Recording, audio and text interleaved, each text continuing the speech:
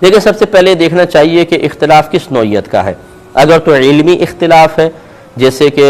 فقہی مسائل میں اختلاف، تو یہ تو صحابہ کرام علیہم الرضوان کے مابین بھی رہا ہے۔ جو حدیث سے شغف رکھتے ہیں، حدیث پڑھتے ہیں، انہیں معلوم ہے، ترمذی وغیرہ اٹھا کے پڑھ دیں تو آپ دیکھیں گے کہ ایک ایک مسئلے میں صحابہ کرام میں بہت زیادہ اختلاف رہا ہے۔ اسی طرح ائمہ اربعہ دیکھیں، امام اعظم، امام شافعی، امام مالک، امام احمد بن حنبل رضی اللہ تعالی عنہما آپس میں فقہی مسائل میں اختلاف رکھتے تھے، بلکہ خود امام اعظم رضی اللہ تعالیٰ عنہ اور آپ کے شاگرد امام ابو یوسف، امام محمد، پھر امام ظفر رحمۃ اللہ علیہ، ان میں بھی آپس میں اختلاف رہا ہے۔ فقہی اختلاف میں کوئی مسئلہ نہیں ہے، اس میں عوام کسی ایک اگر علماء عالم کا اتباع کر رہی ہے تو وہ بالکل کر سکتی ہے، لیکن عوام کو ہرگز اجازت نہیں ہے کہ کسی دوسرے کو برا بھلا کہے۔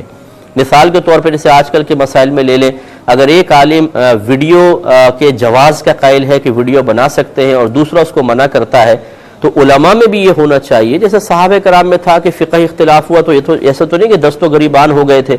تو میں بڑی معذرت چاہتا ہوں یہ جملے کہتے ہوئے کہ وہ علماء جو فقہی مسائل میں ایک دوسرے پر اٹیک کرتے ہیں اور برا بھلا کہتے ہیں اور دوسرے کو ذلیل کرنے کی کوشش کرتے ہیں، یہ صحابہ کرام کا طریقہ نہیں ہے، یہ اسلامی طریقہ نہیں ہے۔ فقہی مسائل میں اختلاف ہو سکتا ہے، اپنی رائے کو زبردستی دوسرے پر مسلط کرنا یہ کبھی بھی ہمارے اکابرین کا شیوا نہیں رہا ہے۔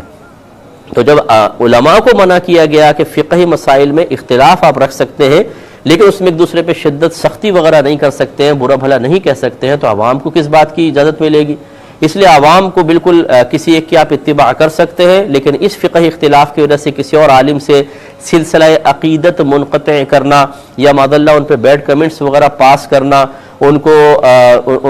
ان پہ اور الٹی سیدھی کیچڑ اچھالنا، یہ حرام اور گناہ کبیرہ ہے، آخرت برباد ہو جائے گی۔ اور یاد رکھیں جن عالم کی آپ اتباع کر رہے ہیں وہ بھی آپ کو نہیں بچا سکیں گے، کیونکہ آپ نے براہ راست اللہ تعالیٰ اس کے رسول کی مخالفت کی ہے اور اس میں آپ پھنسیں گے۔